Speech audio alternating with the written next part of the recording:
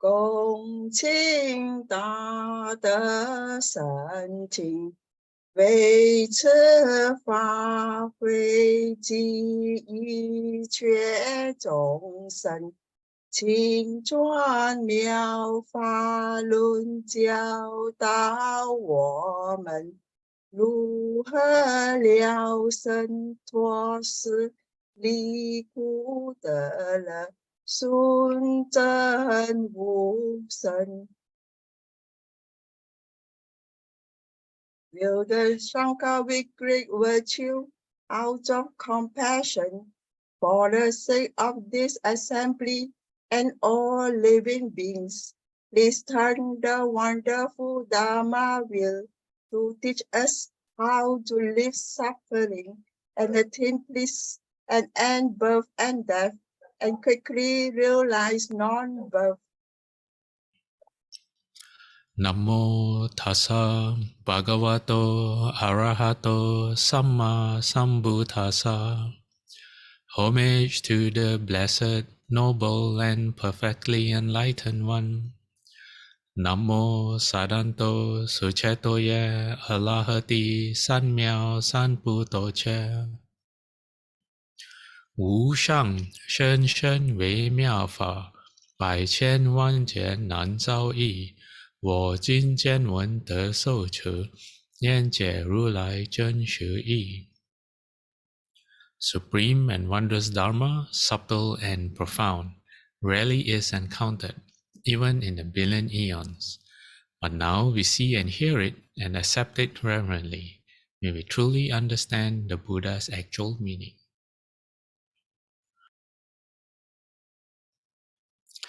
Namo quelling disasters, lengthening life, medicine master, Buddha Namo.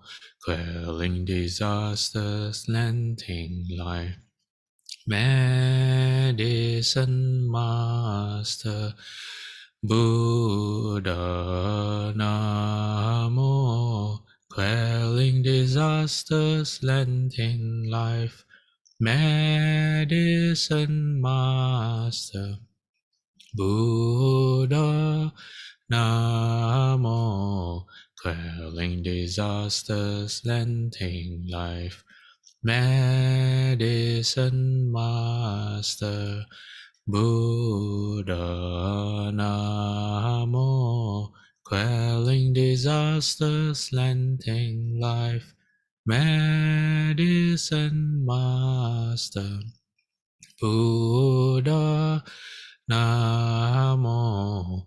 Quelling disasters, lengthening life, medicine master, Buddha Namo. Quelling disasters, lengthening life, medicine master, Buddha. Medicine master does come one, medicine master does come one, medicine master does come one, medicine master does come one. Buddhas, Bodhisattvas, Venerable Master, and all good knowing advisors, welcome back. This is lecture number 116 of the Dharma. Okay, what we're going to do today is we're going to continue with what we've been doing, which is developing loving kindness for yourself, for ourselves. And one of the ways to do that is to recollect all the good things, all the positive things about us. And one of which is having the Buddha as our teacher, if you have formerly taken refuge. If you have not, then maybe you can in the future. But what does it mean to have the Buddha as our master? So that we are exploring that right now. So last week we looked at the Lotus Sutra. Today we are also going to continue doing that as the Buddha talks to Shariputra. In the meantime, as usual, Does anyone have any questions they want to bring up?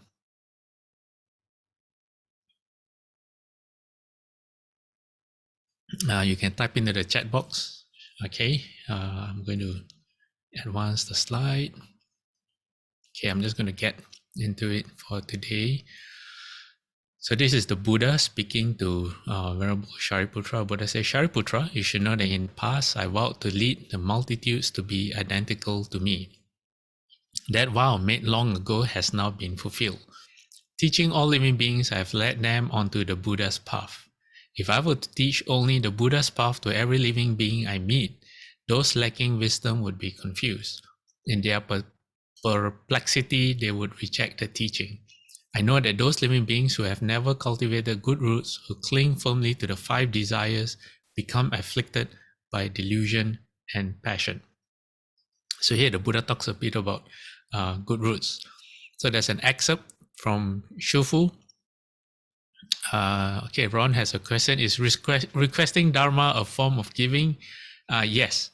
In fact, I'm answering Ron's question because it was Ron's turn to request Dharma today. And Ron missed the chance. So yes, Ron, I'm going to make you feel bad for forgetting. Requesting Dharma is a form of giving. In fact, in all the sutras, most of the sutras, a lot of the questions that are asked by people, the Buddha's disciples who already know the answers, especially the bodhisattvas. If you look at the questions, some of them asked by bodhisattvas in the Mahayana sutras, and some of them asked by the foremost disciples like Venerable Shariputra, Venerable Mahamoggallana. Most of the time when they ask the questions, it's not because they don't know the answer, but they ask on behalf of everyone in the assembly, because sometimes people are afraid to speak up. You know, when the Buddha say, do you have any questions? Just like when I ask you all, do you have any questions? No one says anything. So from that point of view, yes, it is a form of giving. And if you look at most Asians, people are really shy. They think that by asking questions, they are putting their ignorance on display, or they don't want people to know that they don't know. But they don't realize that when they ask, they're actually requesting Dharma. And when you request Dharma, it doesn't matter whether you know or you don't know. People will benefit, and that's the main thing. So when you ask a question, it's not just for yourself, it's also for everyone else. Okay? All right. Ron, you have something else? No? Okay, I'm going to... No, okay, I'm going to mute you then. Okay, so Shufu, okay, what you see on the screen, Shufu talks about good roots. And this has to do with learning loving kindness for yourself. So I'm including it here. Shufu says, do not ask whether or not you have good roots. Maybe someone asked him during the lecture. Shufu says, ask whether or not you choose to cultivate in accord with the Dharma. If you cultivate, practice, and uphold the Dharma, and you observe the precepts, then even if you do not have any good roots, you will develop them. If you do not cultivate according to the Dharma, having taken the precepts, you fail to observe them, and you do not do any good deeds, like requesting the Dharma or asking questions, then your good roots will soon wither away. Okay, so Shufu says, don't worry about having good roots or no good roots, just worry about in the present, are you practicing? And Shufu says, I will tell you something even more profound. If you did not have any good roots, there is absolutely no way that you will be able to come and hear the Dharma. You will not have the necessary causes and conditions to study Buddhism. For example, you who are listening to the Dharma now, especially to the wonderful Dharma Lotus Sutra, have all in past lives planted good roots, okay, which is something that all of you can be very proud of. Okay, let me see. Okay, if you look at the second last line, who cling firmly to the 5 desires, the Buddha says, I know that those living beings who have never cultivated good roots, who cling firmly to the 5 desires. What are the 5 desires? They are known as wealth, sex, fame, food, and sleep.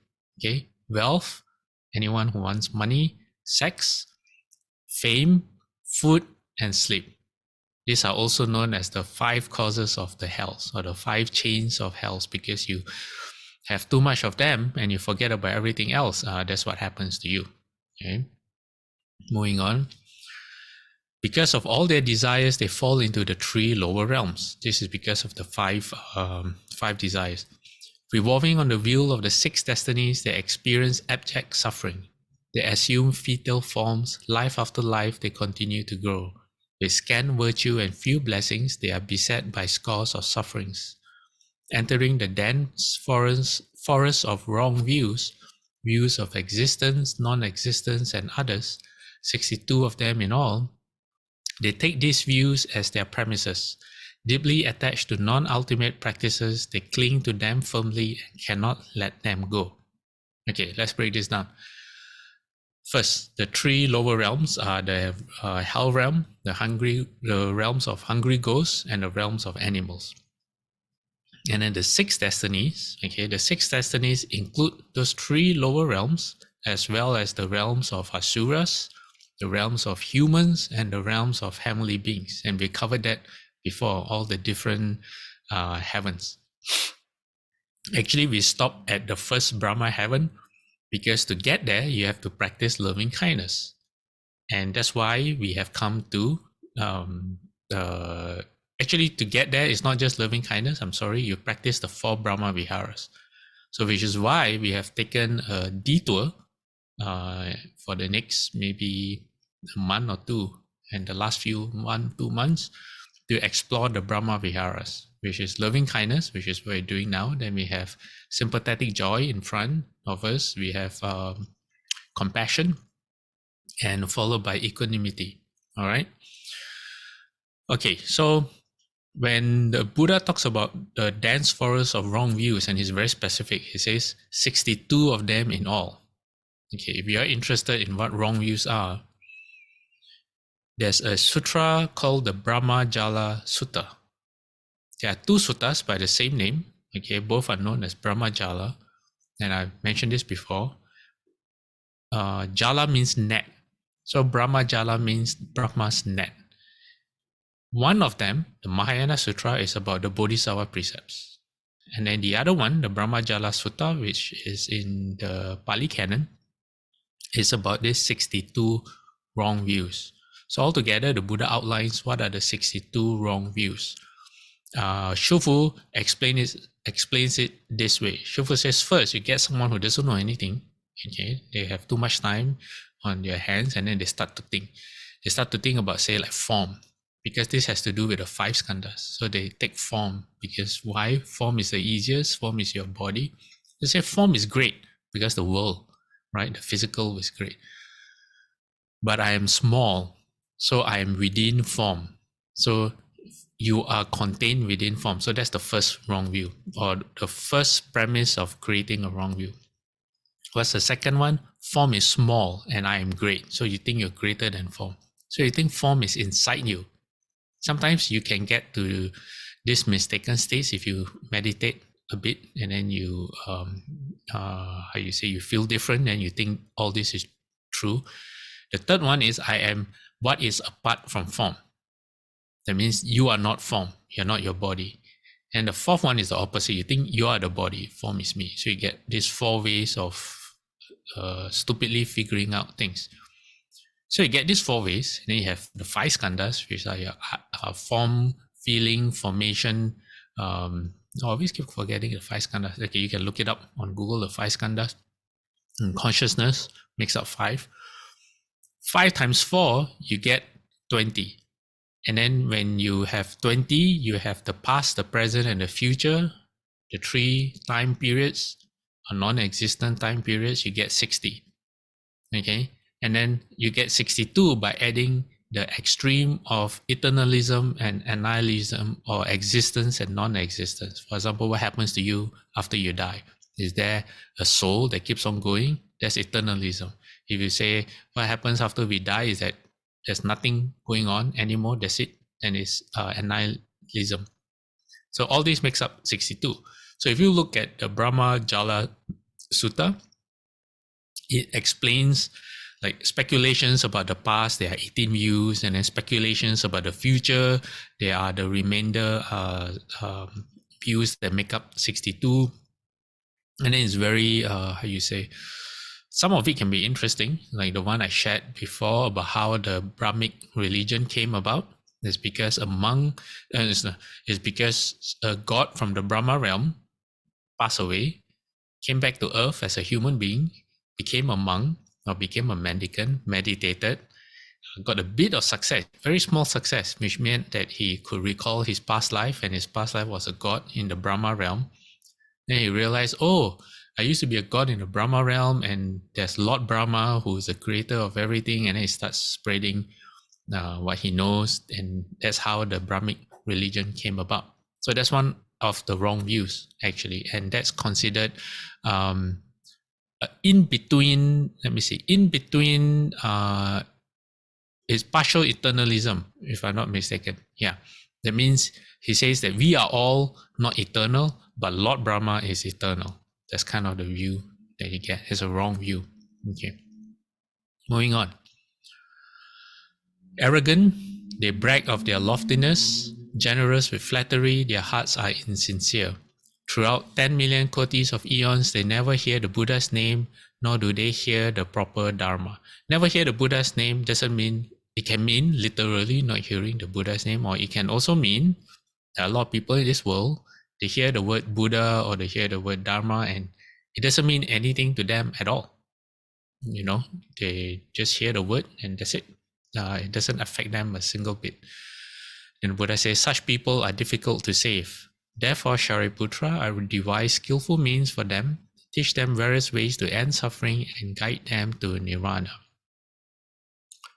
So here, okay, as for the Buddha, you see, even people like that, the Buddha is constantly trying to help them. So for us Buddhists, we tend to think that the Buddhas, the Bodhisattvas belong to us, you know, that we alone command their attention. For them, they do not discriminate that way. Whether you believe in a Buddha or not, to the Buddhas and the Bodhisattvas, it does not make any difference to them.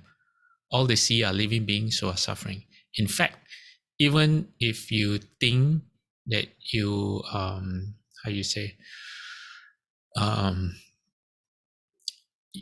lot of people who call themselves Buddhists don't really understand what the Dharma is all about, and they don't really have an idea about cause and effect.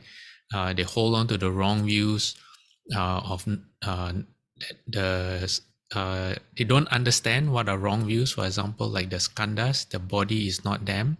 You know, that life after life, what gets reborn does not belong in the realm of eternalism, which means that it is not you that gets reborn in the next life. You know, it's not a soul that keeps on going life after life. A lot of us practice so that our next life will be better. We think we're going to come back and we're going to have a good life, better life. But that's not going to be you. You know, the you is just temporary, it's impermanent. So a lot of people don't understand when they call themselves Buddhist, or on a daily basis, they may plant some good roots, but at the same time, they're also planting a lot of unwholesome roots, for example.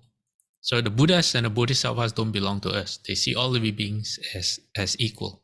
Okay, but if we practice and we hold to the precepts and we listen to the Dharma, then you make the Buddha's life a lot easier. You make yourself easier to save. Okay, the Buddha says, although I teach nirvana, it is not true stillness. As all phenomena from their origin are characterized by eternal stillness. When the Buddha's disciples have walked the path, they will in a future age become Buddhas.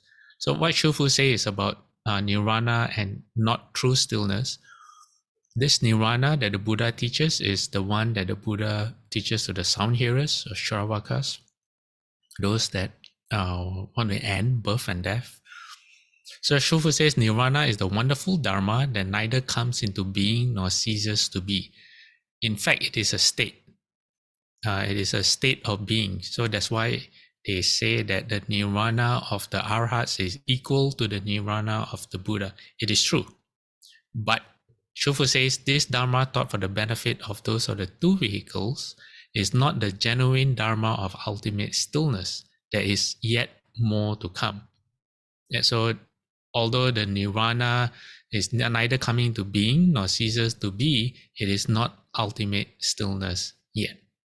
Okay, so Shufu says the fundamental essence of all phenomena is inherently still. That is, it accords with true thusness. True thusness is the true nature of the Buddha. So Shufu says true thusness is stillness, and stillness is true thusness. So this comes from the Prashna Paramita text, from the wisdom text. So the Buddha says, I use the power of skillful means to explain the Dharma of the three vehicles. All the world-honored ones teach the Dharma of the one vehicle. In other words, the Buddha has intention all along. It's just wanting living beings to become Buddhas. So I'm not sure if anyone has any questions. I know Ron has a question, which I keep for later.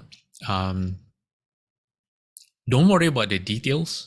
I think the most important thing to take away from these few weeks is a general idea of the compassion and loving kindness of the Buddha and the patience of the Buddha in having a goal for us, but he is very patient in the sense that he does not force the goal onto us. Instead, what he sees is basically you think of it as like a road.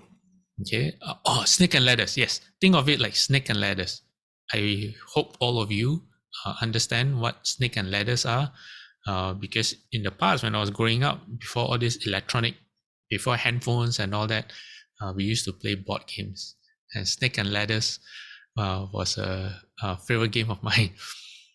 So snake and ladders, you have a number and not one, which you start. Everyone starts at number one. And then you have to end up at the final number, let's say is 100. I don't know what the final number is, but let's say it's 100. And then you roll the dice and you move the amount of times that you roll, that the number on the dice gives you. But along the way, on certain numbers, there are ladders. If you get onto that number, you get to climb the ladder and you go up. You skip a few numbers. Sometimes you can skip quite a lot of numbers. All right.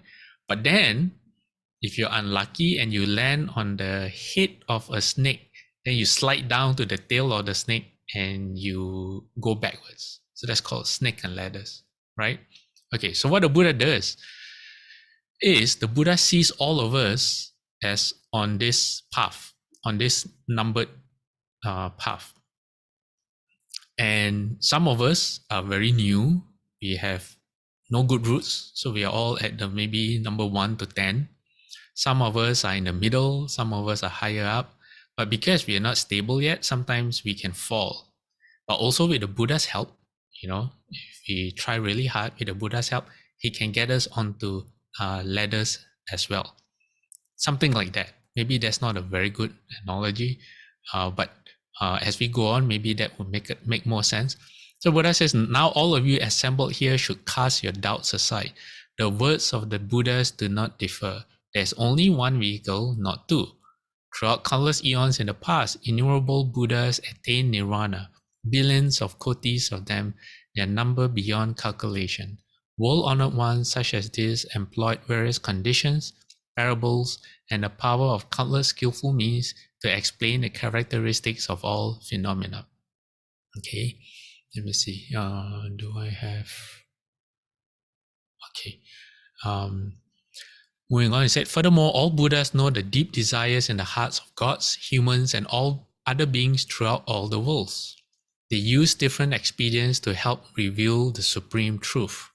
If living beings who met and heard the Dharma from Buddhas in the past through acts of giving, upholding precepts, patience, vigor, dhyana, wisdom, and the like, accrue blessings and wisdom of all kinds, they have already realized Buddhahood. Suppose that after the parinirvana of the Buddhas, there were people with compliant hearts. All such living beings have already realized Buddhahood. So this is the Buddha speaking about people who are playing the snake and ladders game. Eventually you're going to win. Okay? It may take a long time. You're very unlucky. You keep on landing on the head of the snake, keep on sliding down, sliding down, sliding down. And not just that, to get to the final number, you have to hit the precise number.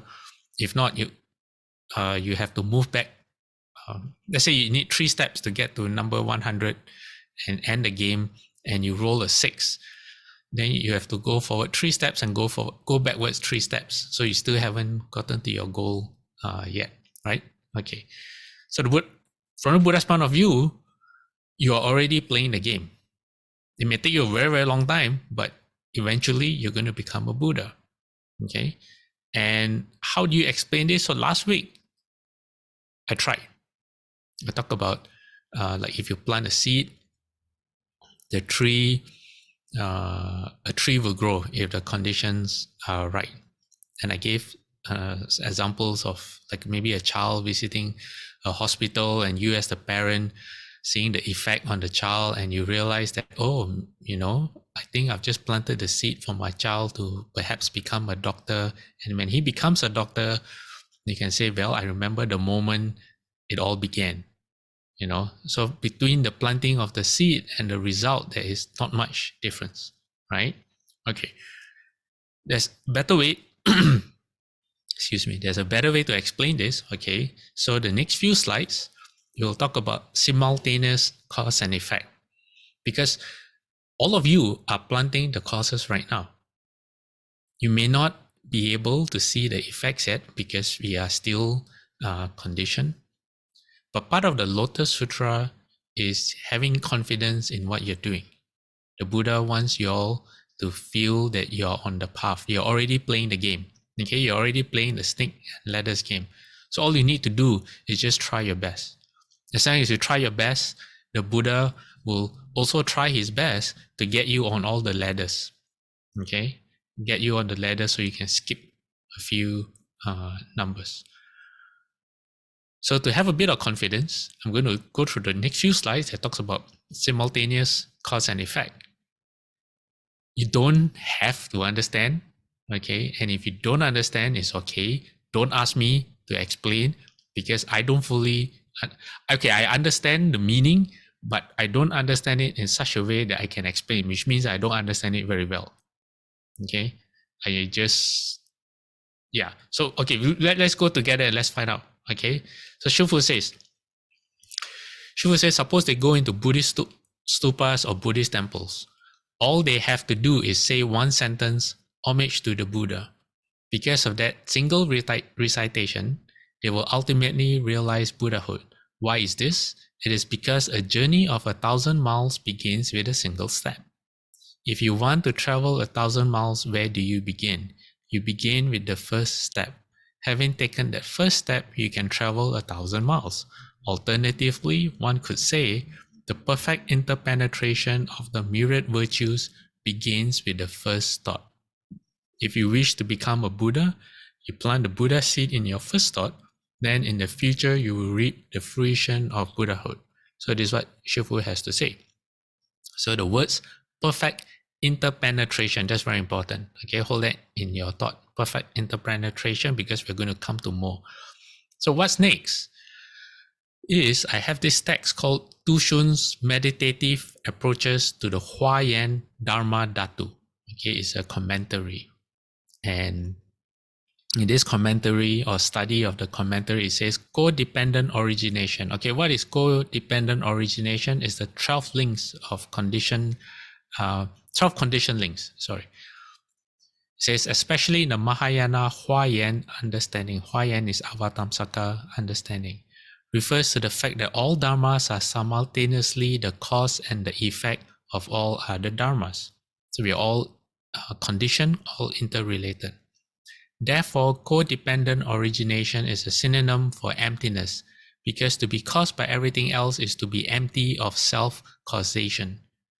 The Tisin Lun, I think that's a commentary of the Avatamsaka Sutra, illustrates this way of looking at codependent origination using the example of water and waves. So you know something is very hard to understand when they use metaphors. So this metaphor is water and waves. And the Huayan Petrak Fa Chang offers a number of famous metaphors for this notion of intercausality, such as the jewel net of Indra, the golden lion, and the room of mirrors. Okay.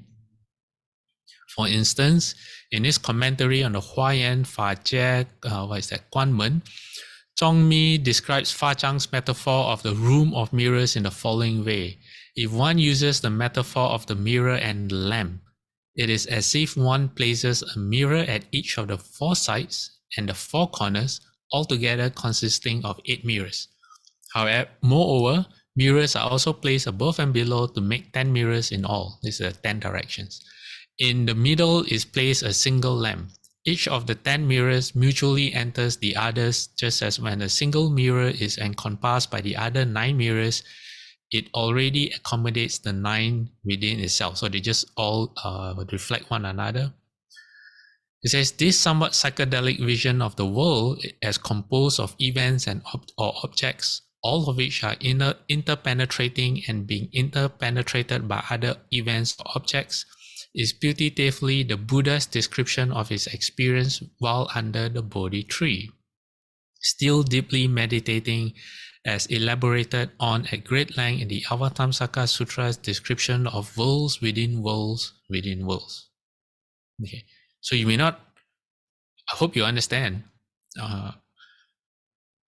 For those who don't understand, like myself, who don't understand it fully, at least you know there's an explanation for what's going on. Okay, it's not magic. It's not just the Buddha saying it to make people feel good or anything like that. No. And then there's another text called A Great Commentary on Nagarjuna's Mula Madhyama Kakarika. I'm not sure what that is. But it says, as long as one accepts arising, the cessation of the cause and the effects being about to arise should be taken to be simultaneous. Because as long as there's arising, you should take that they're both cause and effect happen at the same time. It says, although this would not be irrational for those who accept mere arising and conventional arising, that's us, okay, because we see cause and effect as, actually we don't even see cause and effect, we just suffer the consequences of the unskillful things we did in our past lives, not knowing what we did, we just wonder why we are experiencing. So don't even get to see cause and effect arising. It says it would be inconsistent for those who accept ultimate arising or arising through its own characteristic, because in the former case, although the 2 activities of the arising of the effect and the ceasing of the cause are simultaneous, the cause and effect do not need to exist simultaneously. In the latter case, if the 2 activities were simultaneous, cause and effect would have to be simultaneous. Like I said, don't ask me to explain. I'm just sharing this with you. So it says the activity of the arising of the effect must depend on such things as the sprout of the agent to which this arises refers.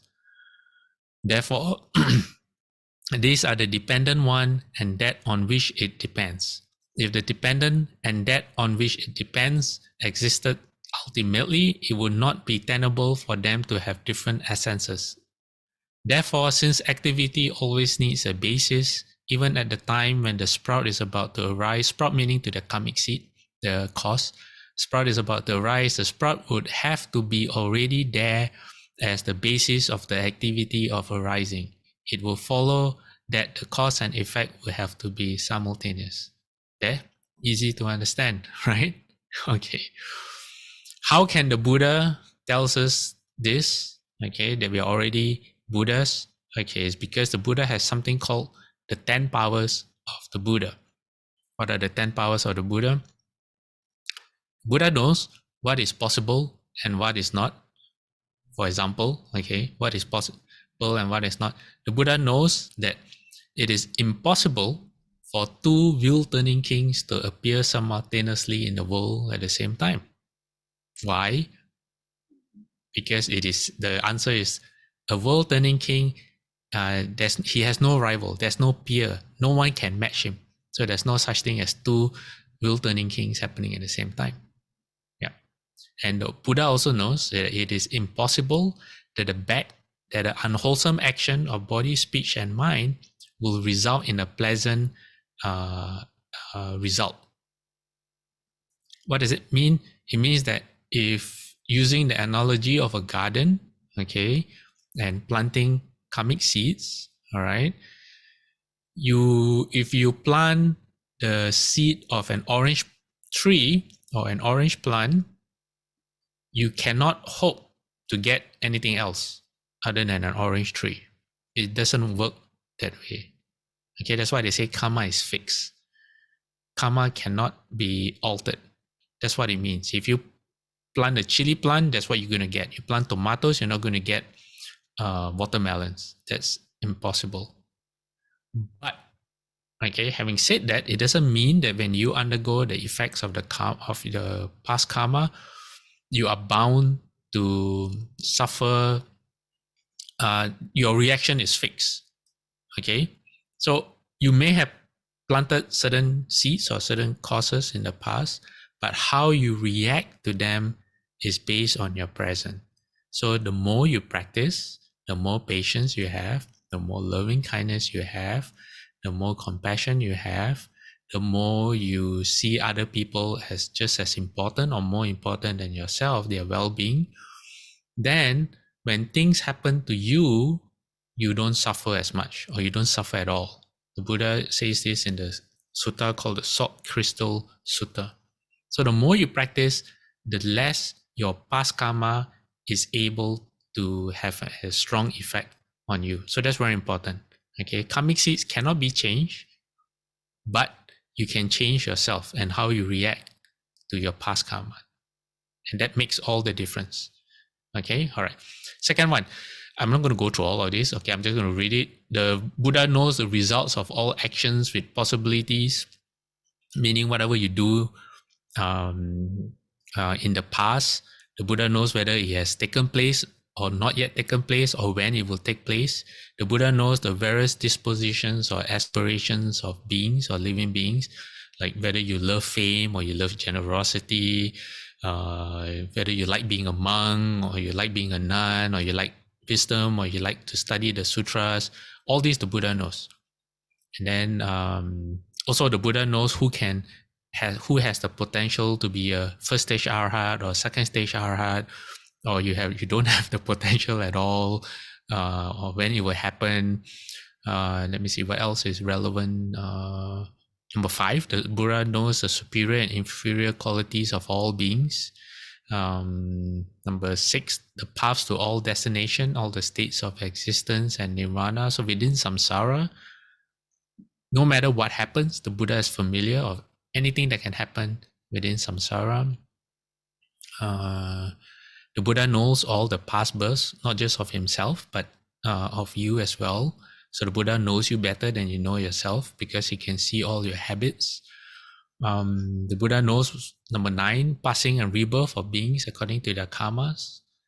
And number 10 is the extinction of contaminants. That means how the elimination of all defilements, basically. All right. So how the Buddha can say something like that or give predictions of Buddhahood is because the Buddha is has these 10 powers. Bodhisattvas have the 10 powers as well, but maybe not to the same degree as the Buddha. Okay, for example, let's look at number 9. Knowing all passing and rebirth of beings according to the karmas. All right. Okay. So the Buddha can see where people die and where they're going to be reborn. And this is the past, the present, and the future. And then the worldly person, okay, let's say us, if you meditate well, or some people, in the past they have meditated, and then in this life they have the divine eye open. At the maximum, okay, at the maximum of what you can see is one universe of the 4 directions. Whereas at Arhat, okay, at the maximum, it's not fixed because Arhats also have different abilities. At the maximum, he can see 1,000 universes and he can see it from the top to bottom. Right? So a worldly person, if you have opened your 5 eyes and you have opened your 5 eyes to the maximum capability, you can see one universe. I think one universe is maybe this world that we live in. Whereas a Arhat can see 1,000 worlds. Okay. And then the Brahma, okay, the Lord Brahma, which is supposed to be creator of all, he can see the same as an Arhat, but his seeing is different. There's a limitation. If he's in the middle, he can see the whole universe. All right. But if he stands at the edge of the universe, he can't see the other end, whereas Arhat can. Okay. Then a Pratyeka Buddha can see 100,000 universes. Okay, that's a level of a Pratyeka Buddha. And then the Buddha can see everything. The Buddha, given his level. And if you're a Bodhisattva, it depends on which ground you're at, I think. Okay. And where you can go. And then the difference between the worldly person is that, say, compared to the sages like the Arhats, is that the worldly person can see, but they don't understand. Meaning, they see someone, but they don't understand that person's causes and conditions. So they just see like how we see people for who they are, but they don't understand how that person came to be where they are. So without wisdom, you can react with fear. Say you see like a ghostly figure, you react with fear. But if you understand the causes and conditions, what you do is you may react with compassion and loving kindness instead. You can react with wisdom. Okay. All right. So question: what is meant by one has opened the third eye? Well, our eye, okay, is part of this. Our physical eye, our visual eye, our eyeball that we use to see, is part of the 5 skandhas. And as we meditate, okay, depending on your skill, in the Shurangama Sutra, it outlines what is known as the 50 skandha states, or the 50 demonic skandha states. What it means is that if you understand our body is how we interface with the world. Our body is how we measure our reality. It is through our body and our senses that we know of the world around us. We interact with the world, okay? Through meditation, as we break through the skandhas, like in Kuan Yin's case, in the Heart of Prajna Paramita Sutra, it says, as Bodhisattva Avalokiteshvara practiced the profound Prajna Paramita, he illuminated the 5 skandhas, and I don't remember the rest. He illuminated the 5 skandhas, and he left behind all suffering and difficulty. Illuminated the 5 skandhas means you break through the 5 skandhas. You no longer have the 5 skandhas. You no longer think of the 5 skandhas, your body and your mind, as you. So when that happens, sometimes it happens in degrees, you start to see beyond what your eyes can see, or you can start to hear beyond what your physical ears allow you to hear. All right. So that's what, when they say third eye or divine eye or the 5 eyes, Sri Ling, that's what it means. Okay, that means you, for example, like the Buddha's disciple, they can see the heavens. They can see what's going on in the heavens. They can see what's going on in the hells without having to go there. All right. Okay. All right. Moving on. Okay. Now we go back to the sutra. Okay. So now you know why the Buddha can say things like, "You have all realized Buddhahood, although you have not." All right. Okay. So back to the sutra, the Buddha says, after the parinirvana of the Buddhas, there were those who have made offerings to their sharira, built 10,000 kotis of stupas using gold, silver, all kinds of precious materials, some of stone, sandalwood, bricks, tiles, and those who in a barren waste pile up earth into a Buddhist temple, or even children who had played heap up sand to make a stupa. People such as this have all realized Buddhahood.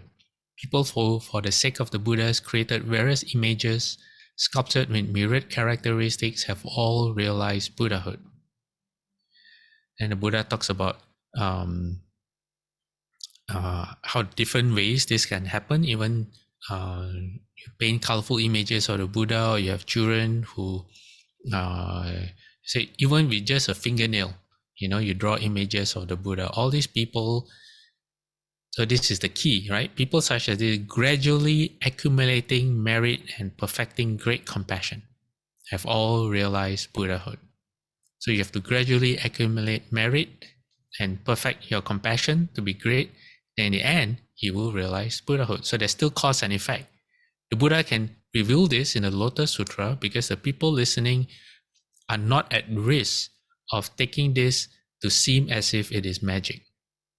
So if you think that, all I need to do is just put my hands up to the Buddha, or all I need to do is just draw an image of the Buddha or build a stupa, and that's it, I'm going to become a Buddha in the future, and you disregard cause and effect, then guess what? You have just stepped on the head of a snake on your snake and ladders game, snake and ladders game, and you have fall down the tail to a lower number. Why? Because that becomes a wrong view.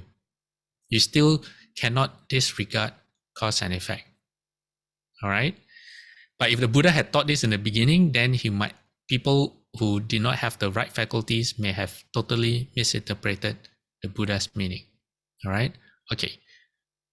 So now, last week I shared an image of Bodhidharma painted by one of our listeners, Isabella.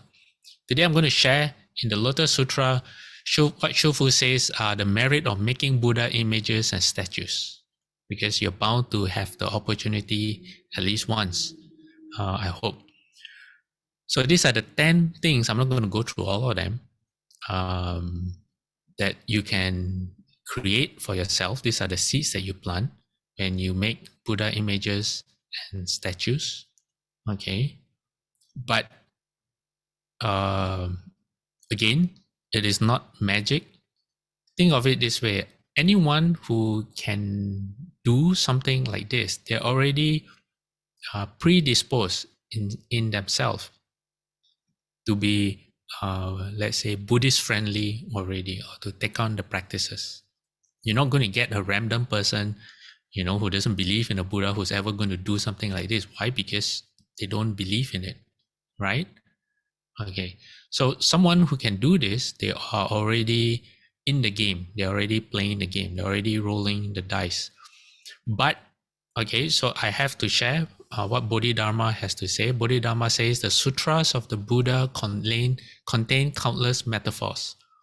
So this is the provisional. Right now, in the Lotus Sutra, the Buddha is telling everyone, especially Venerable Shariputra, he says, I've been giving you all the provisional teachings to bring you to the actual. So what are metaphors? Metaphors are provisional teachings. So Bodhidharma says, because mortals have shallow minds and don't understand anything deep, like how cause and effect can be simultaneous, okay, the Buddha used the tangible to represent the sublime or the actual. People who seek blessings by concentrating on external works instead of internal cultivation are attempting the impossible. Why? Because no cause and effect. It says casting statues refers to all practices cultivated by those who seek enlightenment. The Tathagata sublime form can't be represented by metal. So what does Bodhidharma mean? Okay. It says those who seek enlightenment regard their bodies as the furnace. Okay, now he's using the metaphor of casting actual Buddha images from metal, but it's the same because it's a metaphor. If you talk about drawing, you can talk about using water as the base, using the canvas, using the colors and the brush. Okay, you can, but as long as it makes sense to you. So it says those who seek enlightenment regard their bodies as the furnace, the Dharma as the fire, wisdom as the craftsmanship, and the 3 sets of precepts and 6 paramitas as the mold. They smelt and refined the true Buddha nature within themselves and poured into the mold formed by the rules of discipline. Acting in perfect accordance with the Buddha's teaching, they naturally create a perfect likeness. So Bodhidharma is just explaining, yes, you can go cast as many Buddha statues as you want, but just remind yourself, that what you really should be doing internally is following the Buddha's footsteps instead, following after his example. It says the eternal sublime body isn't subject to conditions or decay. If you seek the truth but don't learn how to make a true likeness, what will you use in its place? So you may have someone, as an expedient, he's a master sculptor.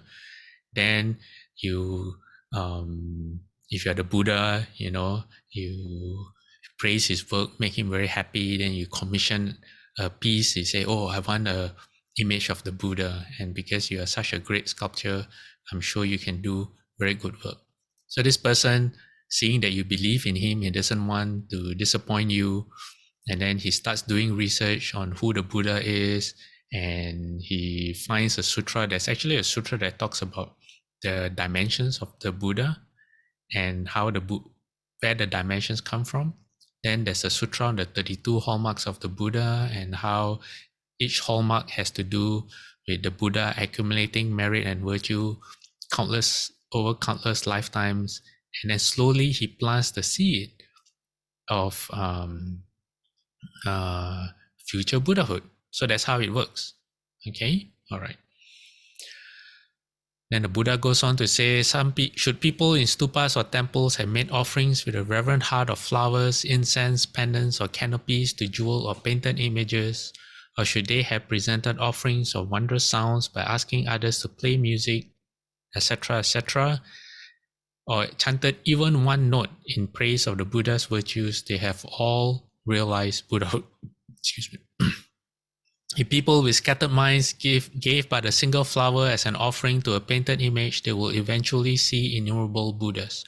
If people bow in worship or merely placed their palms together or raised a single hand or gave a slight nod of the head in honoring the Buddha images, they will in due time see countless Buddhas, realize the unsurpassed path themselves, and rescue countless multitudes far and wide. They will pass into unconditioned nirvana just as a fire goes out after consuming the firewood. Okay, so one thing we need to be aware of this is, let me go back a few slides. Okay, you look at the top, it says have made offerings with a reverent heart. That's key. They have to do it voluntarily. All right, I've seen before people come to the temple and then the mother will force their kid to bow. They will put their hand at the back of the children's head and force the head down. Bow to the Buddha, force the head down onto the floor, and you can see the child is so uncomfortable because they don't know what's going on, and in front of everyone, their mother is doing this to them. You cannot force people to do these kind of things. You can't trick them. Okay, don't think that you can trick people, and think that, oh, I've done my good deed, and because of me, they're going to become a Buddha one day. No, they should, you can give them the opportunity, but you cannot force or you cannot trick people. Okay, they have to do it out of their own free will. If not, then the seed that they plant is tainted. It's not a pure seed, and you don't want to be responsible for that. Okay, all right. Let me see. So the remainder of the slides are more or less the same. It says people with unfocused minds enter stupas. They will realize Buddhahood. Say, I want to. Okay, let me see. Understanding. Okay, let's move on to the next slide. It says, as I first sat at the site of awakening, I contemplatively walked about the tree for a full 3 days, 3 times 7 days, 21 days. This is when the Buddha attained Buddhahood under the Bodhi tree. It says, I pondered over the following matter. The wisdom I have attained is subtle, superb, and foremost, but living beings are dull in faculty, fixated on pleasure, and blinded by delusion. How could I possibly save living beings such as this? Just then, the Brahmas, as well as the Chakras, 4 heavenly kings who protect the world, the gods of great sovereign ease, and the rest of the heavenly multitudes with their retinues of billions, reverently placed their palms together and requested that I turn the Dharma wheel. Buddha thought to himself, were I to praise only the Buddha vehicle, living beings enmeshed in suffering would be unable to believe this Dharma. In this belief, they will slander the Dharma and fall into the 3 lower realms. I would rather not proclaim the Dharma, but prefer to quickly enter Parinirvana.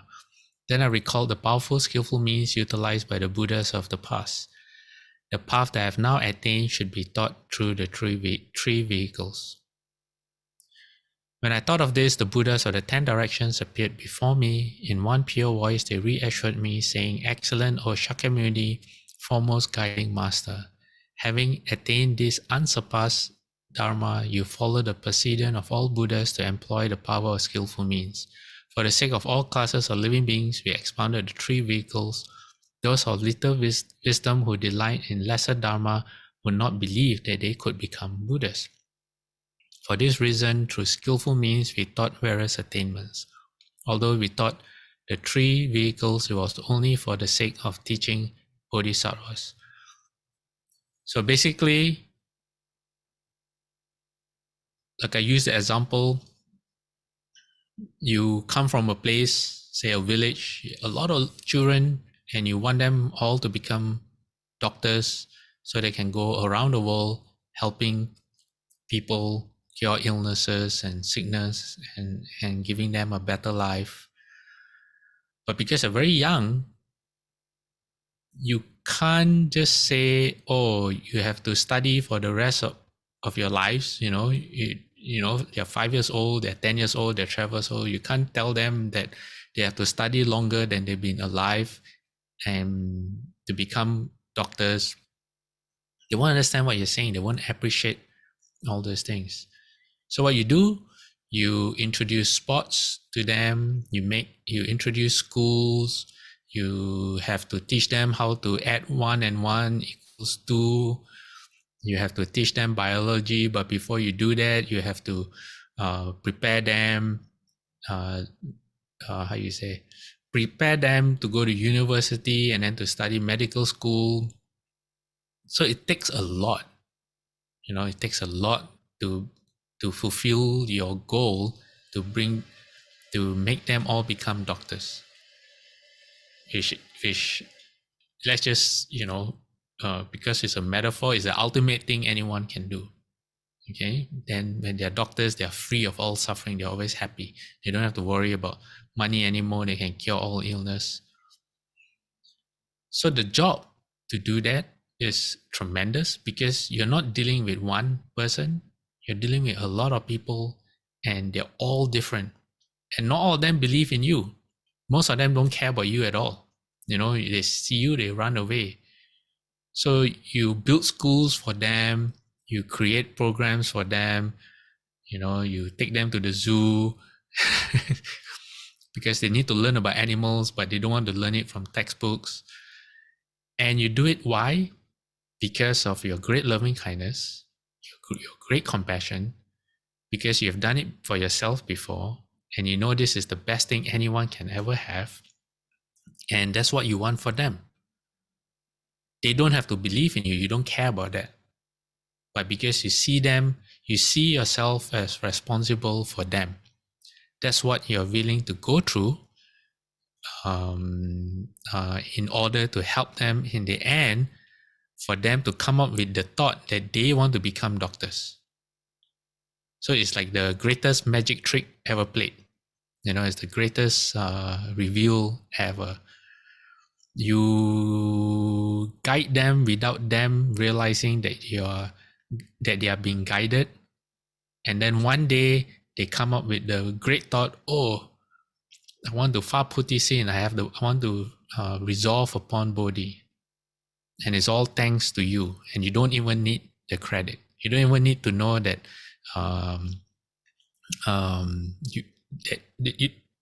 you don't even need them to know that you've been guiding them all this while. So that's how great the Buddha is. And he does this for all living beings. And he will wait, and he'll wait, and he'll wait. Like Shufu says, you take refuge in him, you will not become a Buddha until you do. Why? Because they all believe in you. All right? So that's who you have as a teacher. That's who your master is. That's who you have taken refuge in. That's why the Buddha is peerless in this world. There is no one who can compare to the Buddha, no matter where you go. No matter who you look for, that's what makes the Buddha great. Okay? So next week, We're going to explore more about this, how the Buddha tells Shariputra that in the past, the Buddha taught him before, and Shariputra actually made the resolve to become a Buddha, and then he forgot. But the Buddha still teaches him, and there's the parable of the burning house. I'm not sure how much of the burning house I'll share. We'll see. Okay, but that's for next week. Okay, so Ron's question: what do you call that which we call the soul, which is causes us to reborn? Okay, so most people think there's a soul, right? Most people think there's a word called Atman, A-T-M-A-N.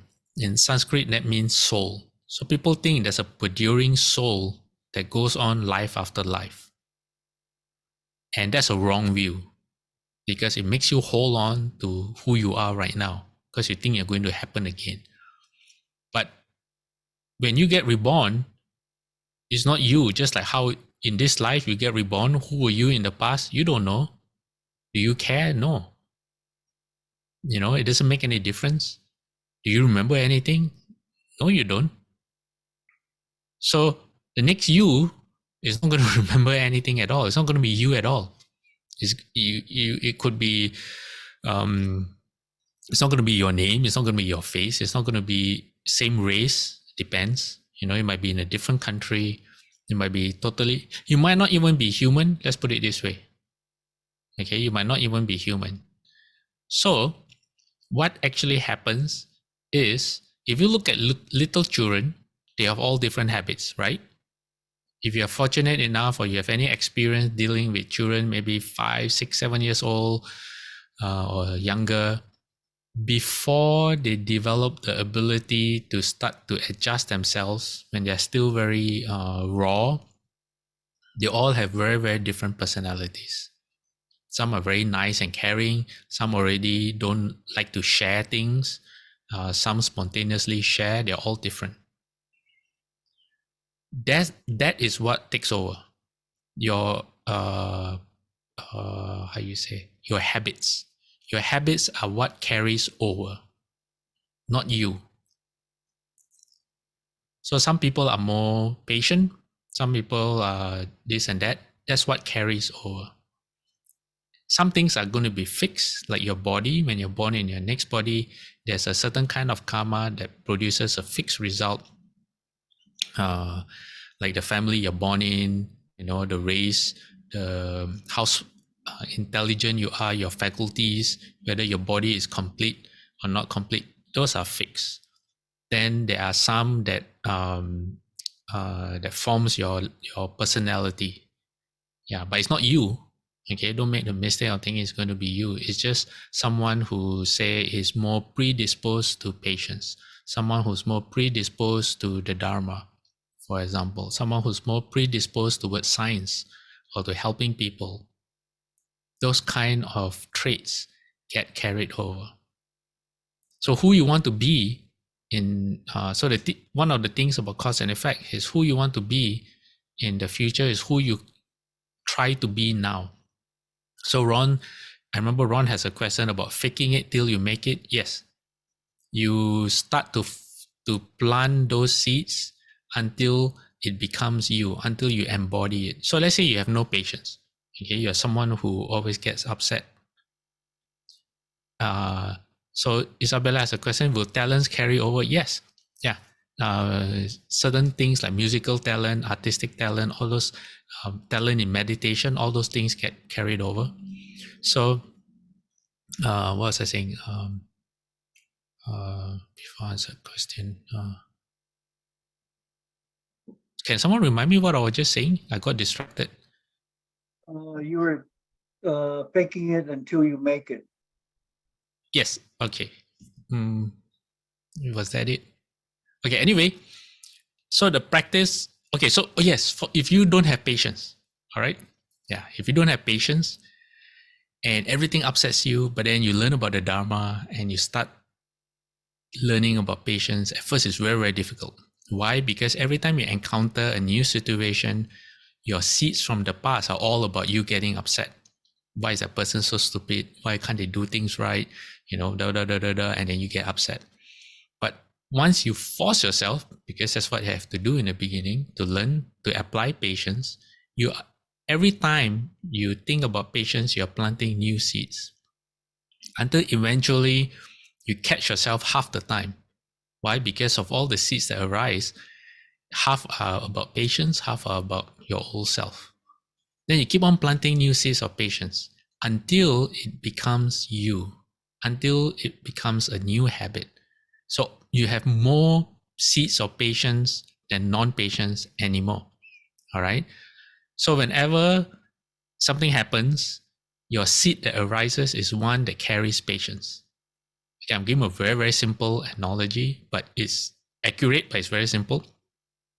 So now you start to embody patience. You don't have to fight for patience anymore. Okay, so that's why practice is called a transformation. You have transformed. You don't have to try anymore. You become patient in everything that you do. And that trait will carry over. So in the next life, assuming that you have purified all your impatient seeds and you're all patient seeds, naturally you will be patient. You don't have to work at patience anymore. It's part of your personality, your makeup. All right? But you have forgotten everything else. But naturally you'll be patient. Those are the things that get carried over. So a love for the Dharma, for example, that gets carried over. Love for wisdom, that gets carried over. But you have to embody it. Or you can't force yourself, because if you force yourself, then in your next life, you just remember how you had to force yourself to do. The habit of forcing yourself and not liking it will be there. So it won't work. Okay? So transformation is key for a gradual life after life kind of progress on the path. Okay? Okay, any more? If not, then we will dedicate merit, because I went over time again. I'm so sorry. Hey, where is... Oh, I think I have... Where's my slide? Can't find my slide.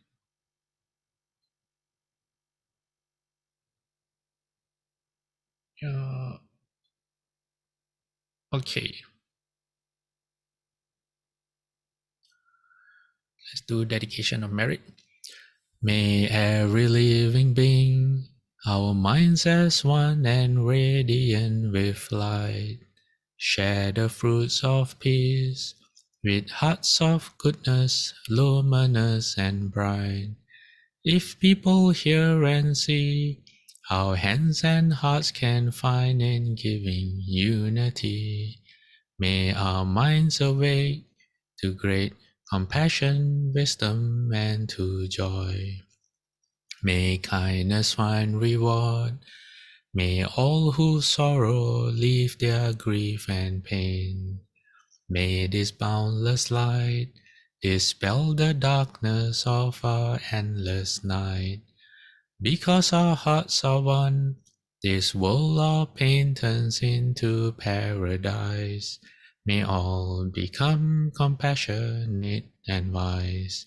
May all become compassionate and wise. All right, everyone, thank you for joining us. We'll see you next week. Metaphor.